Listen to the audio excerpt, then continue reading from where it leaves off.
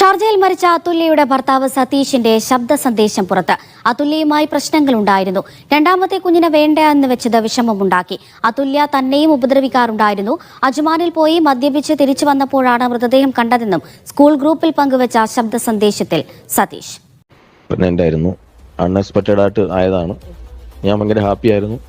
ഇവർക്ക് തീരെ ശരീരം ഒട്ടും വയ്യായിരുന്ന സമയത്തൊക്കെ അങ്ങനെ ഒരു ട്രാവൽ ചെയ്യാൻ വയ്യാത്തതുകൊണ്ട് ഒരു 2.5 മാസം ഉണ്ടായപ്പോഴാണ് നാട്ടിൽ പോകുന്നത്. പക്ഷെ അവൾക്കത് കുഞ്ഞിനോട് ഒട്ടും താല്പര്യമില്ലാതെ എൻ്റെ പെർമിഷൻ ഇല്ലാതെ അവളെ കൊണ്ടുപോയി അബോർഷൻ ചെയ്തു. എന്നെ അത് മാനസികമായിട്ട് ഭയങ്കരമായിട്ട് തന്നെ എൻ്റെ ജീവിതത്തിൽ ഭയങ്കര മാനസികമായിട്ട് തന്നെ ഞാൻ റീസൺ ചോദിച്ചപ്പോൾ ഞാൻ വീക്കെൻഡ് ഞാൻ കഴിക്കാറുണ്ട്, വല്ലപ്പോഴും കഴിക്കാറുണ്ട്. ശരിയാണ്, എൻ്റെ ജോലി സിവിലായതുകൊണ്ട് ഞാൻ അങ്ങനെ വല്ലപ്പോഴും ഇടയ്ക്ക് ഞാൻ കഴിക്കാറുണ്ട്. സത്യമുള്ള കാര്യമാണ്. ഈ ഡോറ് ഓപ്പണായി കിടക്കുവാണ് എന്ന് വെച്ചാൽ ലോക്കല്ല.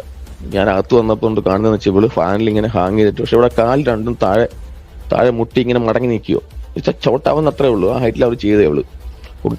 കയ്യബദ്ധം പറ്റിയാണോ എന്തോ എനിക്കറിയില്ല. ഞാൻ പിന്നെ അകത്ത് വന്നപ്പോൾ എൻ്റെ 2 പേര് 3 പേര് പിടിച്ചാൽ നീങ്ങാത്ത കട്ടില് മൊത്തത്തിൽ മാറിക്കിടക്കുന്നു. ദൈവം ഒരാളുണ്ടെങ്കിൽ ഇതിനൊക്കെ കറക്റ്റ് കാണിക്കും.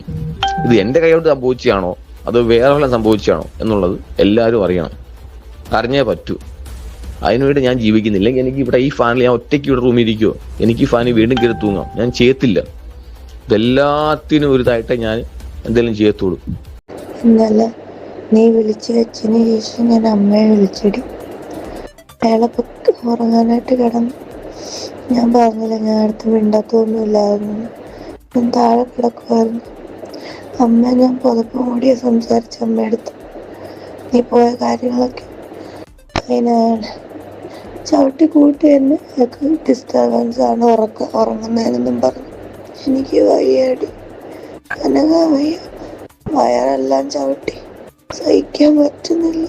ഇത്രയൊക്കെ കാണിച്ചിട്ട് അയാളുടെ കൂടെ തന്നെ അയാളുടെ കൂടെ നിൽക്കേണ്ടി വരുന്ന അവസ്ഥയാണ്. പറ്റുന്നില്ല. സൂയിസൈഡ് ചെയ്യാൻ പോലുള്ള ധൈര്യമില്ല എനിക്ക്.